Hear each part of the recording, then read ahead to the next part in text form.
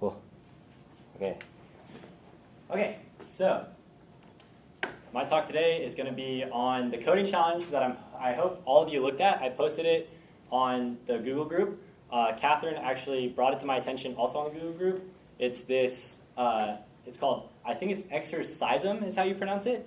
And it's a website, a tool, and an idea all in one.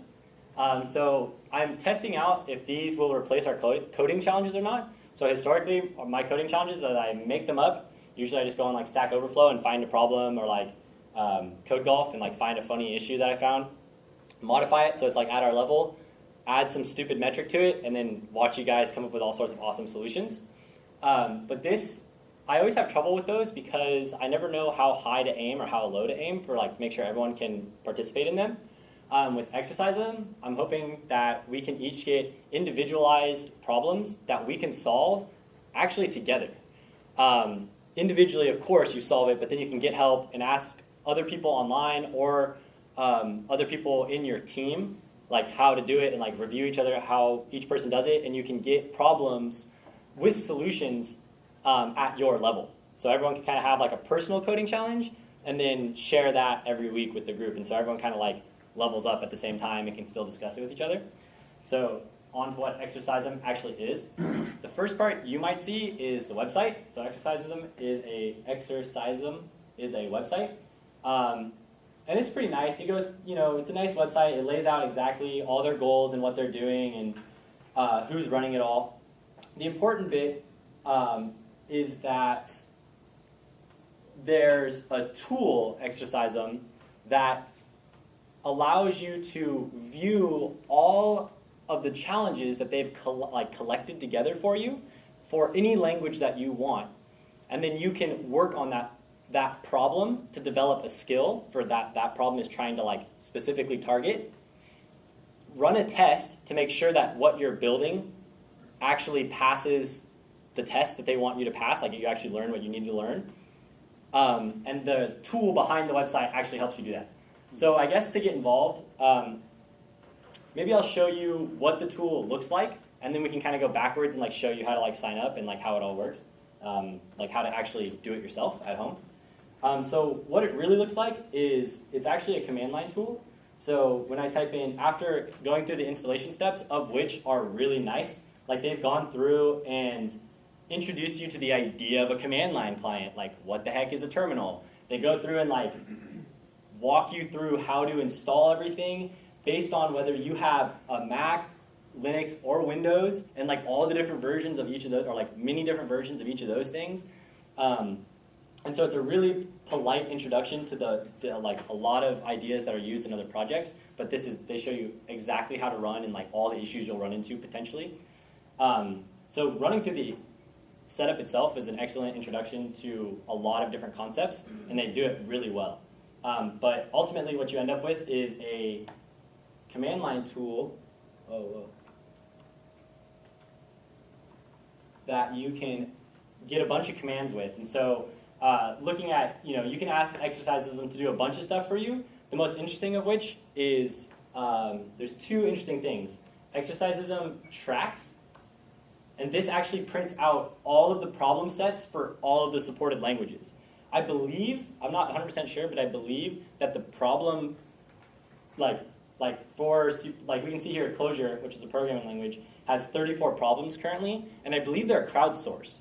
So if you get through all the problems and you're like hungry for more, you can actually go and invent your own, submit it, and they will add it to the repository. So hopefully this will eventually be like thousands of problems one day. And so to kind of give you an idea of what these problems look like, you can go and fetch them. So I want, I'm a huge JavaScript fan, so I can go and check out the JavaScript problem sets. Sweet. And so it gives you a nice overview of where you're at. So right now, I've actually tried this before, so I have one problem not submitted that I'm currently working on. And the first task, or like the first problem, is called Bob. And so it tells me where I can, so it actually went and downloaded that problem for me. So it's all set up, ready to go. And I can go and, I'm not timing myself. Make sure like in like 7 minutes that I'm done. So I can actually go and check out that file that I've just downloaded, right?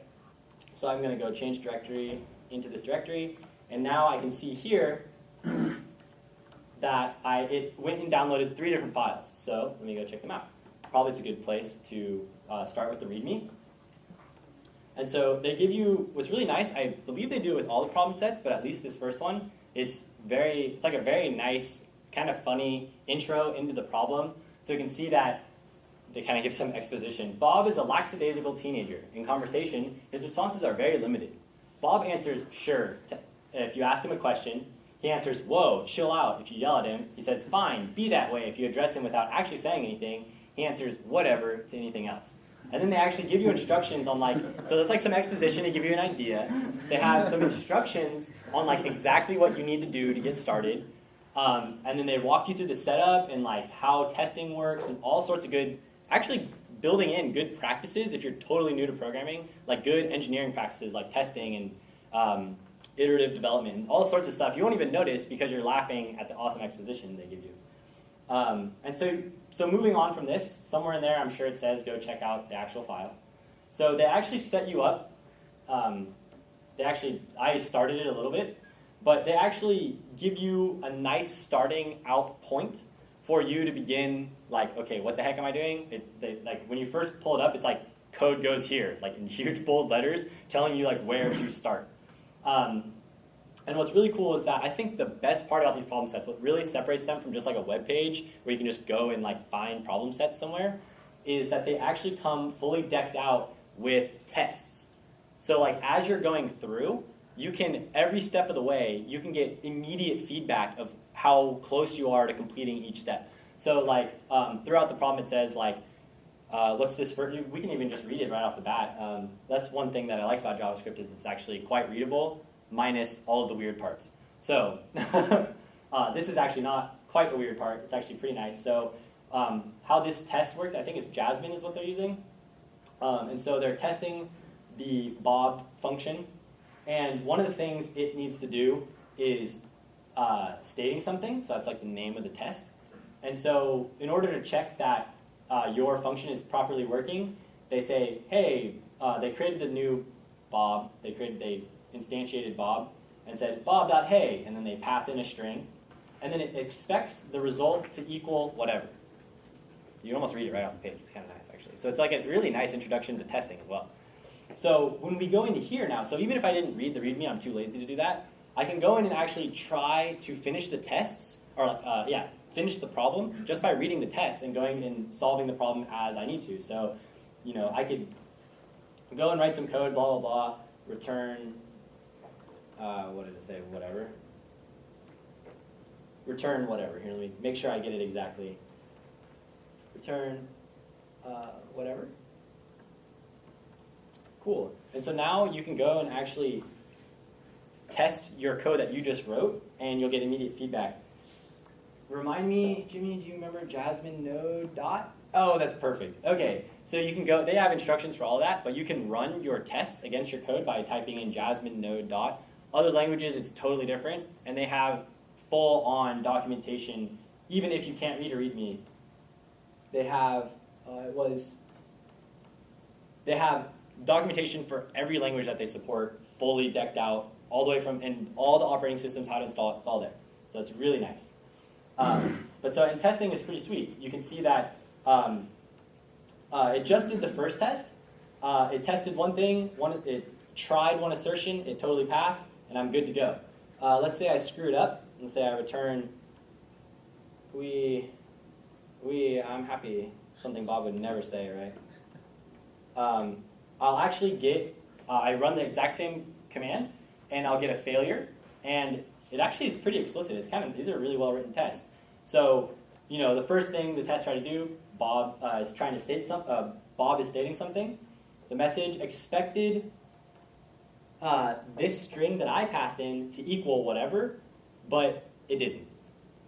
Immediate feedback. You know exactly what you did wrong. And so even things like, even if, I wonder if I type in just like whatever, maybe I'm just lazy, I didn't realize, maybe small error, it'll fail again, and I can see exactly what's wrong, why exactly it's not working. And so I can make sure that I'm actually learning as I'm going, because you actually get immediate tests. So it's pretty sweet, actually. Strong program. Yeah, and it works for, like I said, all of the programming languages listed what exercisism tracks. And then you can see how many problem sets are available, and hopefully it'll only grow as it gets more and more popular, because I can't see this not taking off, kind of. This is a really sweet tool to start. If you're learning a new language, it's useful. If you're coming into programming for the first time, it's pretty nice. So it's a really sweet set of software. The best part comes in, and I haven't tested it out, and I'm not totally sure how to do it. Maybe we can see here. One of the really cool things that you can do with this is not only can you just run against tests, that's real nice, but that's not even enough for these people. They went farther than that, and they actually allow you to submit your code to the Exercisism website, and then you get your own little repository. You can see all, you submit your code. Let's see if we can just do it. Picture's worth 1,000 words.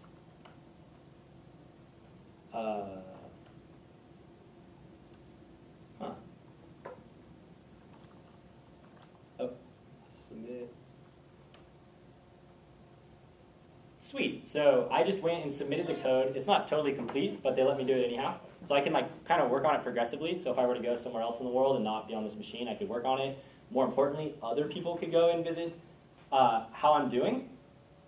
And so you get your own little personalized view of your work, all the iterations you've done. So if I keep working on this and expand this file more and more, it'll keep track of my growth and how long it took me to grow.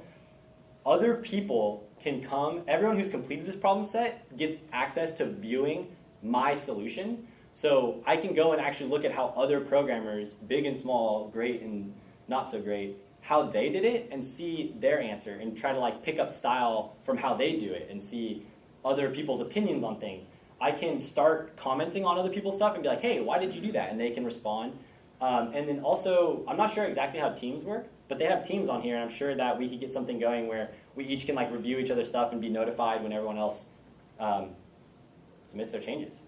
And so we can kind of grow each at our own pace and learn from each other as we go, which is pretty sweet. And then I guess they have, I didn't even know this, but they have a feedback guide, which probably gives you all sorts of awesome tips on what you could have done better, because a robot probably programs better than all of us anyhow.